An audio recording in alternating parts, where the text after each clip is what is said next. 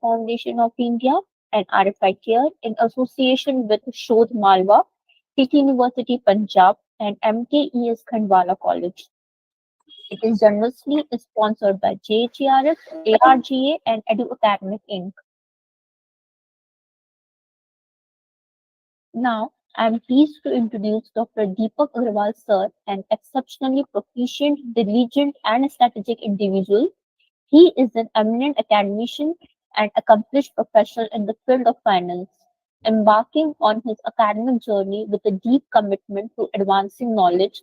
He boasts a 30-year career spanning 7 years in corporate roles with 23 years of teaching experience. He holds a PhD in management with his research focusing on IPO pricing, a study of listing volatility and efficient pricing mechanism. This groundbreaking work contributes not only to academic discourse but also has practical implications for the financial industry. His academic credentials include Masters in Commerce (MBA), Postgraduate Diploma in Financial Management from Chennai, and Postgraduate Diploma in Human Resource Management from IGNOU. In addition to his extensive educational background, he has an impressive portfolio of 29 research papers published in prestigious national and international journals, including 2 in Scopus journals. Furthermore, he has presented 16 papers at noteworthy national and international conferences. As the director at Lal Bahadur Shastri Institute of Technology and Management, Indore, he has been instrumental in implementing innovative teaching methodologies.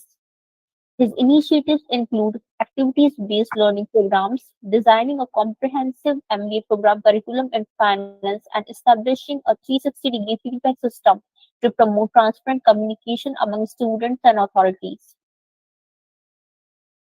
Beyond academia, he has earned recognition for his outstanding achievements, including being awarded the Best Student Award for Diploma in Business Management and receiving a Certificate of Excellence from Sri Agrasen Club. He remains an active participant in the academic community, serving as an executive member of RFI Indore chapter and a member of Circular Economy Club, Boston, USA. His commitment to continuous learning and development is evident through his engagement as a resource person for skill development at MSME and resource methodology workshops at RFI India.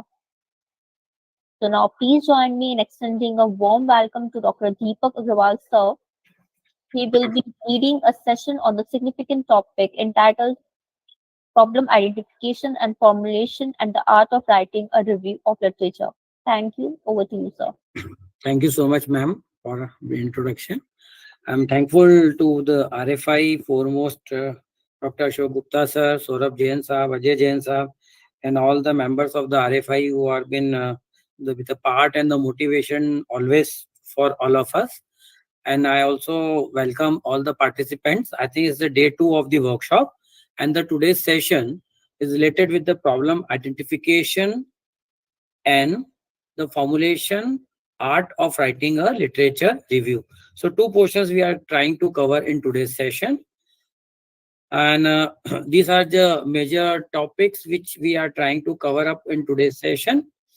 That is related with meaning of a research problem, criteria selection, formulation, important steps. Then this will be the first part. In second part, that is how to collect the review papers, analysis, reading of the review papers, analysis of the review, classification, and the required perquisites, followed by the a little bit information related to plagiarism, citations, and referencing. Although there is a specified topic which has been related to compiling references and bibliography, so regarding citations and referencing in detail, you will be going through in that particular session, and that is on day 7. So although we all belongs to the research area, we all are the academic fraternities. So this research is not nothing new to us. We all are already engaged in this activity. So ultimately, we are only simply refreshing ourselves and just try to learn few new tools or techniques available to make a better understanding towards the research.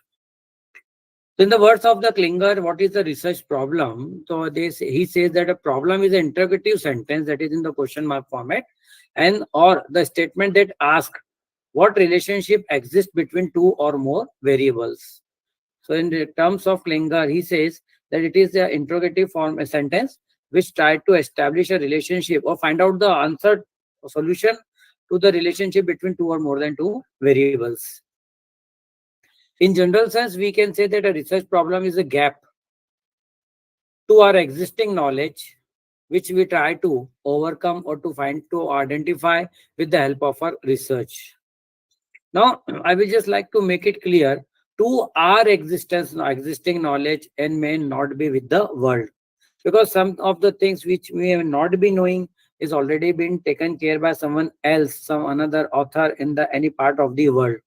So as per our knowledge, we'll just try to find out that what is the research gap, and with that, this is possible only with the help of the literature review. Continuing with, you may choose to look for practical problems aimed to contributing to change or theoretical problems in expanding the knowledge. So problems can be of two types, which we'll discuss in further part of this session. That is, the first one is the practical problem and second is the theoretical problem. We need to identify which type of problem we want to find it out. Definitely, practical problems are having more implications towards the betterment of the society, but theoretical problems are also equally required because it may provide a base to the practical problems. So, whenever we want to conduct the research, the 5 W's and 1 H always must come to your mind, which includes like why, who, when, where, what, and how. So these questions must come to your mind. Number one, that is why. Why we want to conduct the research? Just try to find out the answer towards it. Is it for ourselves or is it for the society? What will benefits we are going for if we conduct the research? Again, for whom we want to conduct the research? Is it for the academic community, that is the literate community, or it is for the mass, general people of the society? That is make us clear. According to it, we will try to develop the research paper. Definitely, when it is to the novel world, in that case, the quality, the level, the language will be more technical as compared to the paper when it has been developed for the general people or the mass. Then when to begin? Again, said that a well start is half done, but when to start?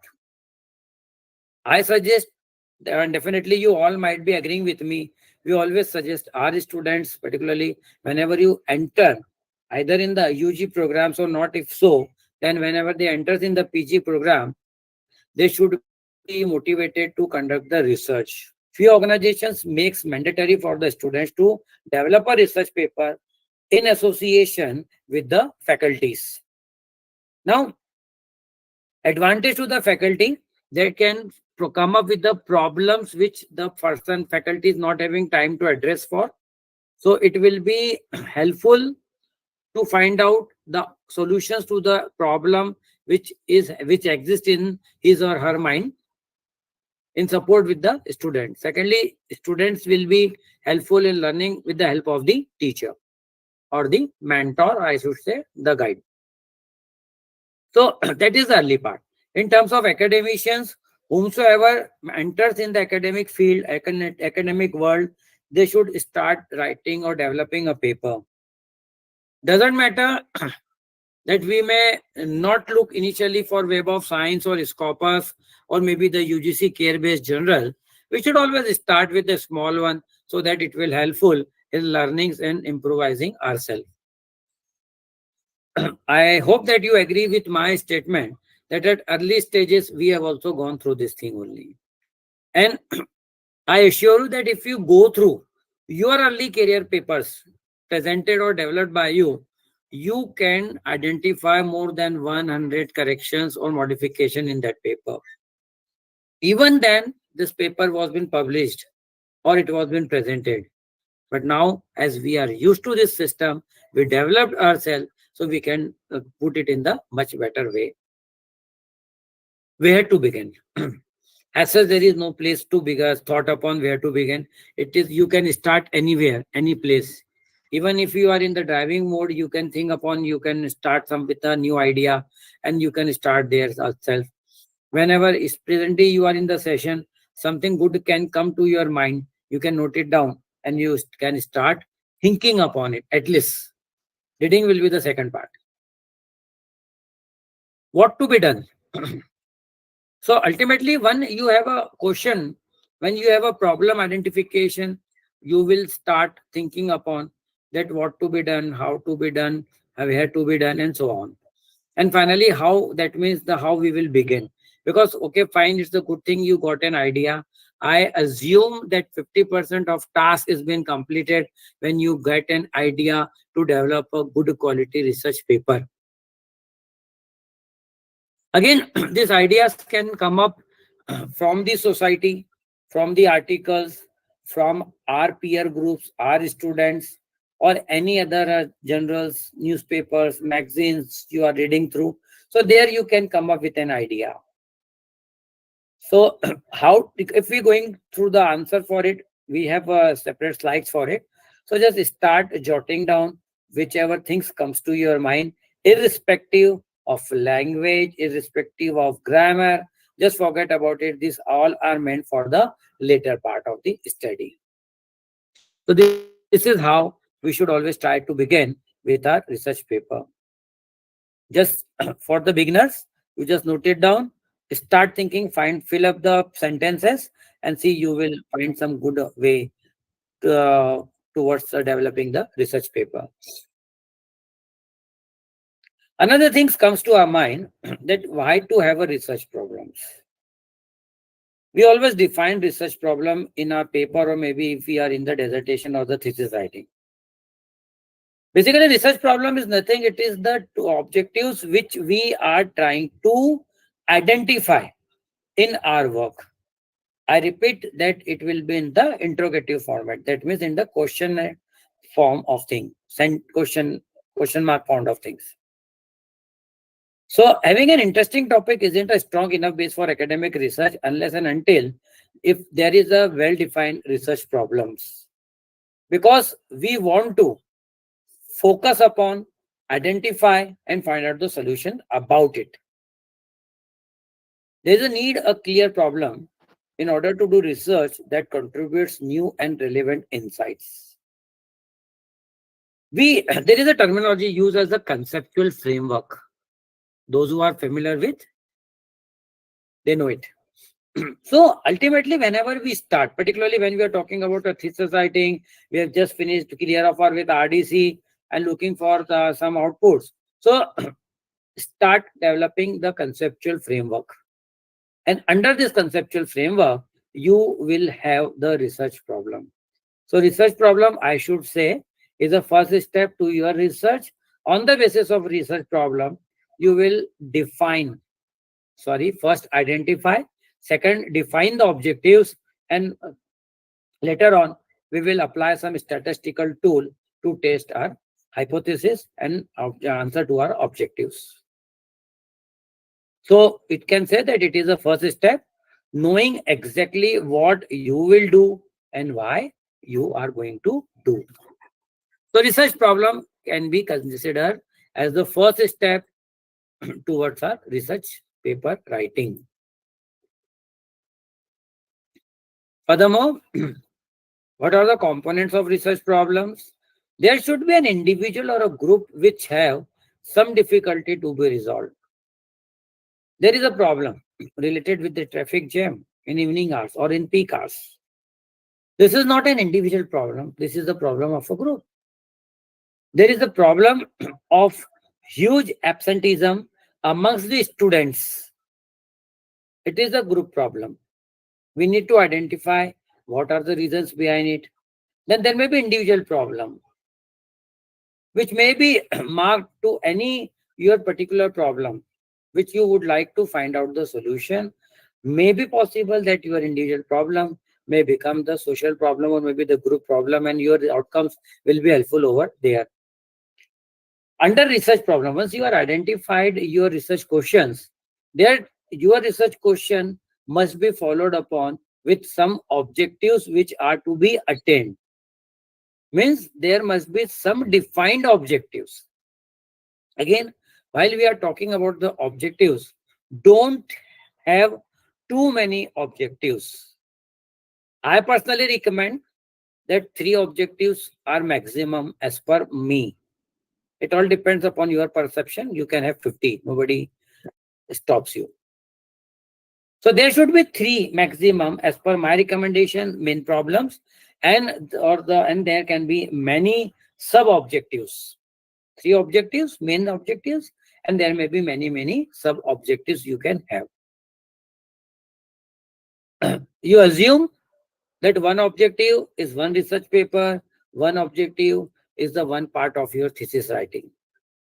So in case if you have elaborated objectives, you need to cover up many of the things. So be precise with while you are defining the objectives. This is one of the research problem, that which are the objectives we must focus upon. And the solution to them will come with the help of the research paper writing and going with the literature review. The objectives or the problems must have alternative means. My management faculties, they do understand all these concepts very easily. I hope some of the concepts are applicable in sciences also, particularly pure sciences. So there may be some alternatives. Whenever we are identifying the problem and finding out the solution, you should never say that this is the only way, only suggestion available to the society. There may be many other suggestions which may be helpful. So what you are going to claim as per our knowledge, as per our learnings, this should be the optimum solution for this particular problems. So finding out the suggestions, you need to develop various means. That is the various course of action which you like to fulfill. You would like to identify and find out the way, outcome towards it. In very simple terms, suppose if you want to move from point A to point B, hopefully MG road you will find everywhere in India. This is the very common road, MG road. So wherever you reside, if you want to reach MG road, there may be many alternates available. There may be 2 alternates, 3 alternates available. Just for me to reach MG road, I am having 3 to 4 alternates available. 1, 2, 3 alternates available to me. Analyze on the basis of time consumption, on the basis of fuel consumption, on the basis of risk consumption. That is the risk, level of risk. Decide. You will apply some tool and techniques. Number one thing, what we should do, we should try to go through all these 3 routes and you will come out that which one is better for you. But again, there a problem exists. Whatever the time you have decided to move on this route, and at the second side, when you actually wants to adopt this particular route, the results does not match. For me, going from my home to MG road, I have adopted the route A. I have gone through this route at 1:30, almost peak hours, peak noon hours in the daytime. And at 1:30, I reach that destination within 30 minutes. But where I presently resides, and at the present condition, to reach from point A to MG road, it will absorb more than 1 hour, maybe 1.25 hours. And if I am in the car, it may be much more. So the alternate means are identified. Being a researcher, you need to analyze all of them and find the best optimum solution. There must remain some doubt in your mind as a researcher with regard to selection of the alternatives. It should be doubtful so that you can have a discussion upon it. Okay, if rather than alternate A, if I would have adopted alternate B, I would save time, or maybe I would have saved fuel. But in real sense, again, if we are operating at peak hours, the consumption of the fuel and the time consumption both are very high. So ultimately, we can say that research must answer the questions concerning the relative efficiency of the possible alternatives. In simple words, we'll just find to identify the best alternate solution or the best option available